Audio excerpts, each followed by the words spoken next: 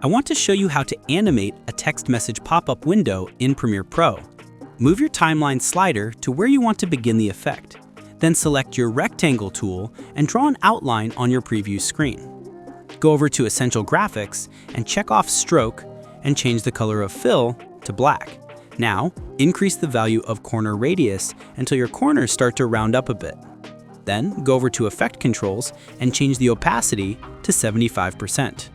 To animate our window, highlight our rectangle layer and click the stopwatch icon next to Scale, and modify the scale to 0.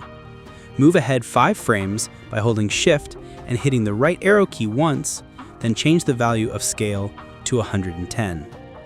Move ahead 3 more frames and modify the value of scale to 100. Everything is ready. Let's see the result. Let's solve together. Put your like and subscribe.